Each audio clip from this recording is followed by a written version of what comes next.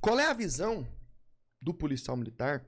Qual é a visão do sargento Leandro, do sargento Jovan, do sargento Prado, ao vislumbrar um STF agindo de forma autoritária e querendo pôr os pingos nos i, o ponto final, e aí se acabou, e legislando e tomando as competências ou invadindo as competências do Poder Executivo, do Poder Legislativo?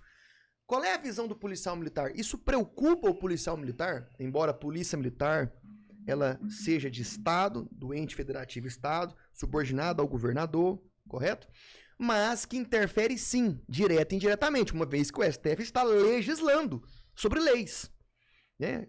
Em contrapartida, que nós estamos discorrendo aqui agora, que é sobre a lei de drogas. Nossa subordinação executiva é o governador, mas nossa subordinação real é a lei. É a lei, é isso aí, artigo 37 da Constituição Federal, o princípio da legalidade. Então eu pergunto aos senhores, qual é a visão do policial militar ao se deparar com um STF autoritário e invasivo nas competências legislativas e executivas? Como é que fica? Há uma insegurança jurídica por conta do policial? O policial ele tem um medo de atuar? Como é que funciona? Me permita aqui. Olha, aí é que é aquele negócio que a gente falou aqui. A polícia é a política. Sim. E a política é a polícia. Isso foge da nossa mão, Oliver. Isso foge das nossas mãos. O que é curioso é que a política que nós citamos, já que a polícia é a política, né? Você compreende isso com tranquilidade. Ou seja, nós executamos as leis feitas por políticos, como o Prado falou. E é interessante que o STF não é político. Ou seja, ele está atuando como órgão político também. Não, acho que é curioso, né? Não, olha só, veja bem. Ele arvorou as decisões completas, tanto político quanto policial.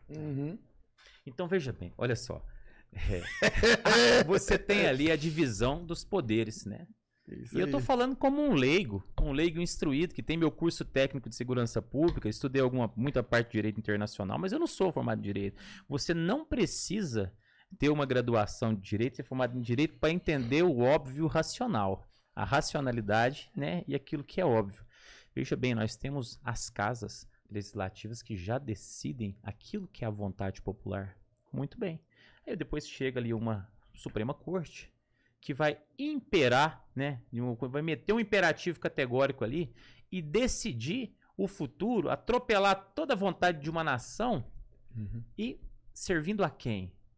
Essa é a pergunta. A qual interesse que essa mesma Suprema Corte está trabalhando? É pelo interesse, só um instantinho. É pelo interesse popular?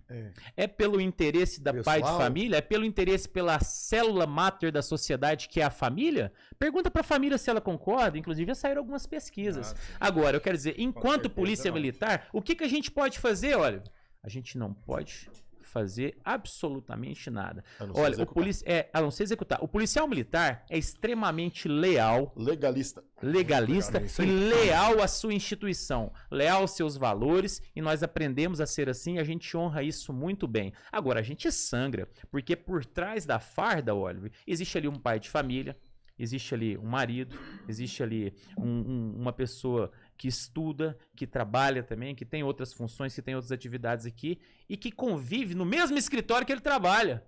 O policial militar, depois de trabalhar, de executar o serviço dele, ele vai para de lazer, ele vai para o escritório dele. Inclusive, para quem está entrando na carreira policial militar, aprenda uma coisa. Você nunca pode esquecer da sua identidade. E aqui eu faço uma representação. Olha, eu não sou o Sargento Prado.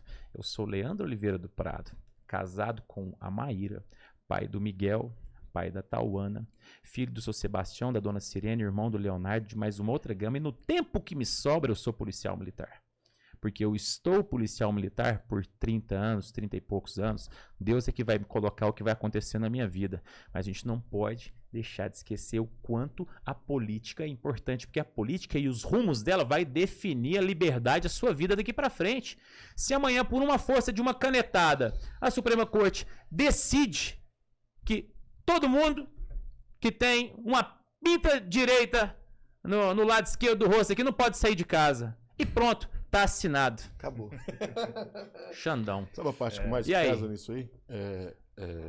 Foda, né, Tio Ró? A gente vai lendo um pouquinho e vai aprendendo mais, né?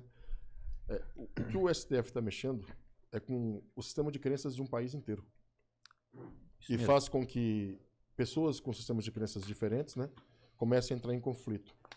A pergunta que eu sempre faço não é a que o Prado fez agora. Eu falo que a gente sempre tem que fazer a pergunta correta, não é para quê, e sim por quê. Por quê? Não, perdão, não é por quê, é para quê. É a finalidade. A quem interessa. É. Não é quem Muito bem. manda, é a quem interessa as decisões do STF. Uhum. Existe algum grupo acima que interessa as decisões? Porque as decisões estão sendo erga omnes, elas estão sendo para uma população inteira, para um país inteiro, contrário às decisões que uma população deseja, que a maioria deseja que realmente a droga seja criminalizada, porque a mãe que vê o filho usando maconha na esquina, ela não quer isso, pô. Ela não pariu o filho dela para isso. Nem isso o aí. próprio traficante, né, quer que o filho use. Sim, Será por quê? Cara, eu lembro do Lima Puta que pariu, como ele fala, se o dono da zona não consome o produto dele, não, rapaz. É. Ele falava isso com o velho Júlio. Então, É verdade. Ou seja, gente- você concorda comigo, rapaz? Não adianta, o traficante não quer o filho dele, porque ele quer o filho dele administrando. Pô. Ele quer o administrador, ele não quer o consumidor. As grandes famílias patriarcais aí, Não, né? As grandes famílias que tentam de tudo para infiltrar, fazer suas revoluções coloridas, né? E destruir as famílias, né? Por exemplo, através dessas políticas nefastas, todos eles têm 8, 10 filhos, entendeu? Sim, eles são Eles profícuos, querem, né? professor Olavo falava isso, eles não querem acabar com a família, porra! Eles valorizam e cuidam muito bem da família deles. Eles querem acabar com a nossa família. Boa Pra pergunta poder a ser feita, manter, Quantos né? travestis nós temos na família Rockefeller? Temos? As mulheres são o quê? Elas são donas de empresas ou elas são Do lar, matriarcais? matriarcais.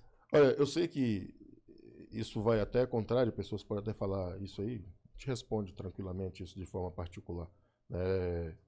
Um dos maiores discursos que eu vi falando toda a família é curioso quando você assiste, a gente vai vendo, né, buscando informação, um grande ditador antigo aí, né, cujo nome não pode ser falado porque no Brasil é criminalizado, mas ele fala assim, eu respeito uma mulher, mãe de família, que criou 10 filhos e produziu homens para a sociedade, Homens de do que valores. aquela que está num tribunal defendendo alguém por ser advogada. Nós sabemos aquele homem de bigodinho, ele faz um discurso para a família, da família alemã. E ele fala isso. O que ele dizia?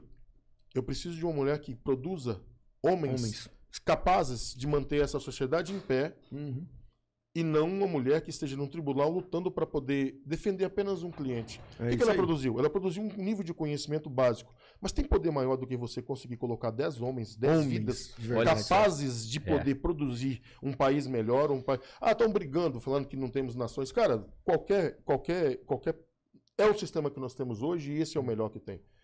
Nós temos países diferentes, temos culturas diferentes e isso que é imperativo. Tem gente hoje, não entende, falando que ser patriota é ridículo. Não.